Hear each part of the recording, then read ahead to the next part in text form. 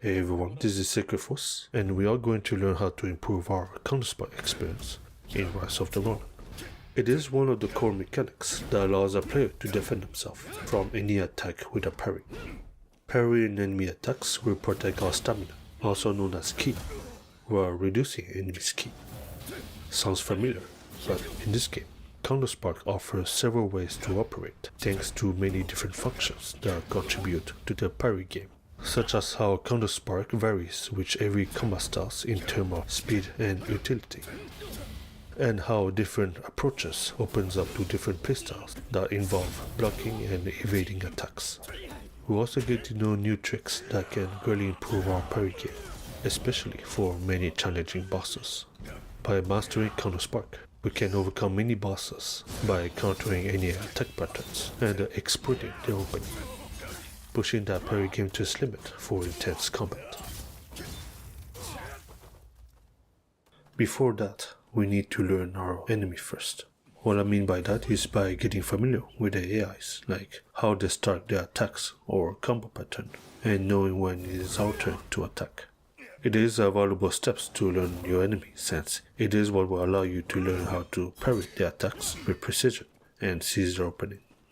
And the goal here is to learn their attack patterns, so we need every possible method to ease that process. Normally we can let ourselves get hit to see the attacks, but we can lose all of our health before seeing the whole attack patterns. Instead, we can try to block the attacks to protect our health. The amount of time that we can block depends on the weapon we equip. The heavier the weapon is, the longer we can block many attacks. If we use a light weapon, however, we will lose our guard at faster rate. Another valuable way is to evade the attacks and watching from a distance the attack patterns. Remember that heavy weapons can only roar when evading, while light weapons can dash away twice easily. So either we decide to block more with heavier weapons or create distance with lighter weapons. There are going to be some attack patterns that follow up with different variations to mix up their combo. If you really have to, recording a video can really help studying them. Watching the animation is a good way to observe their attack patterns visually, as well as listening to their sound cue. The purpose here is to learn the enemy, so we are not here to defeat an enemy, but to survive as long as we can and remember the moveset. After learning enough of the enemy moveset, we can start with Counterspark and begin to learn how to master that mechanic. Make sure to hold block while performing Counterspark to keep your guard up while parrying enemy attacks. Now that we know how to read your opponent, we need to learn how Counterspark works. We can find two frames that will create different effects: early Counterspark and a well-timed Counterspark.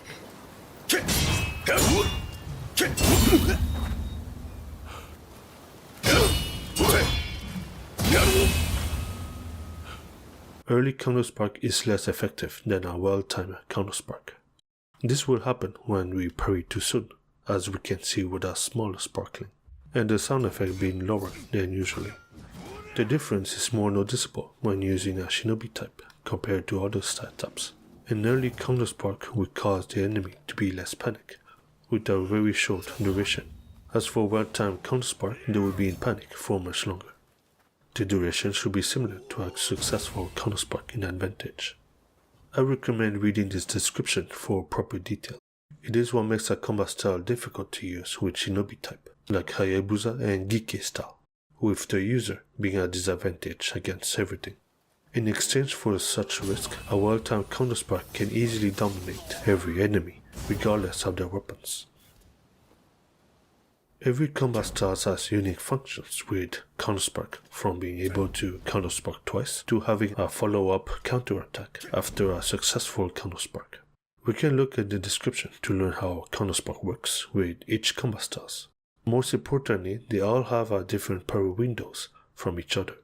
Some will have a shorter window, while others will be higher. Fortunately, we have the community doing outstanding work figuring out every parry window for every combat style. The link will be in the description. Now that we know Counterspark mechanics, it is time to learn the parry game. Parrying enemy attack will deflect and neutralize enemy attacks, causing your opponent to be panicked for a moment. This can be done after deflecting the last attack or martial skill that glows with red aura. More often than not, the enemy will do a combo to mix up their attack. In this situation, shading Counterspark is needed to deflect every attack until they become neutralized. For this part, there's a minor detail that's worth considering. While shading Counterspark against a combo, we will notice a brief pause during combat. This pause lasts for 8 frames, which can affect your parry timing by slowing down the combat, so it is one thing to adapt during the fight. Another detail to consider is the input buffer during shading Counterspark. Not many actions allows us to buffer it during the hit stops, which means we have to input our actions precisely after 8 frames. The only one that can buffer during hit stops is Counterspark and Shuriken. Bear in mind that this is not the same effect as when we deflect the last attack of the enemy combo or a martial skill with red aura. Counterspark may be the perfect tool for defense, but it also functions as an attack that can deal damage like no more attacks. After deflecting an attack, following up with another Counterspark allows us to land a hit between parries, if we ever find an opportunity to do so.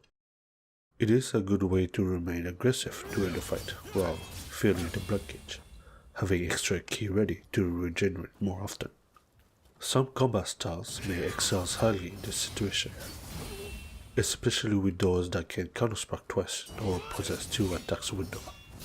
For other combat styles that can only do it once, we can cancel quickly from Counterspark recovery thanks to Blade Flash. Since Blade Flash can be cancelled into a Counterspark, it is possible to use it in quick succession.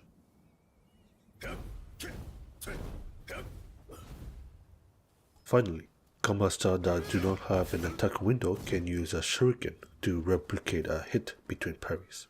The Shuriken can be quick and flexible to use while triggering ki recovery early to properly manage our stamina. We can even perform an evasion while throwing Shuriken, which has iframes. That can be done by moving around while using Shuriken. Other options can be possible, such as using Blade Flash, and that mechanic is what enables you to use martial skill, value gear, and flash attack right away. Despite not being able to buffer them, it is still a valuable option to use as long as we can do it at the right time, after the hit stop. As we explore each combat style, we will find some martial skill that will allow us to land a hit between parries. Depending on enemy attacks, that leaves them exposed.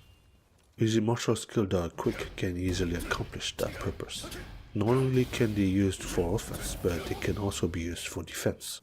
There will be some martial skill that are made for such purpose, like an attack with guard point or mobility. Using martial skill between parries can be quite of a challenge, since this method can be more effective than with Counterspark for higher damage and ki damage. It's all about creativity. We find the right martial skill to create unique sequence of parry games. Last option we have is the mid-air Counterspark, which can be learned in the skill page for strength. This method requires you to be in the air to use it, but the parry window is bigger with more ki recovery than normal Counterspark. It's all about commitment with mid-air Counterspark. We have to be prepared in advance to intercept an enemy attack. It is generally used when the enemy has a long attack delay that is difficult to find the right moment to deflect it. The damage is also higher to hit an enemy, and heavier weapons deals higher damage than other weapon types. The way how mid-air Counterspark works is different to each weapon type, especially with the Oxtail Sword being the only one that can dash forward the enemy.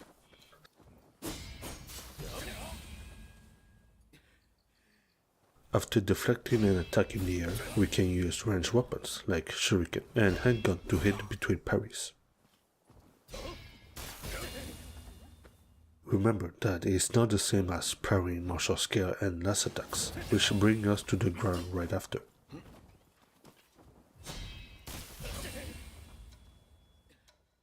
The attack patterns differs heavily to many different enemies in Rise of the Ronin. We're fighting against all kinds of enemies, ranging from bandits who do not know how to fight, to a real fighter who knows how to fight. By mastering Counterspark, it is possible to be on offense while be on defense. Not only that, but our options can be overwhelming with many combat styles and weapon types at our disposal. Upon perfecting the Parry game, this is where we get the opportunity to experience a clash between two strong adversaries in intense combat. By knowing your enemies, you will find better opportunities to punish than performing only Counterspark, thanks to many options that we have at our disposal. This is what makes a deep parry game system with a great amount of gameplay potential in Rise of the Ronin. If you have anything to share, comment down below and let us know what you think. And I will see everyone in the next video. Take care.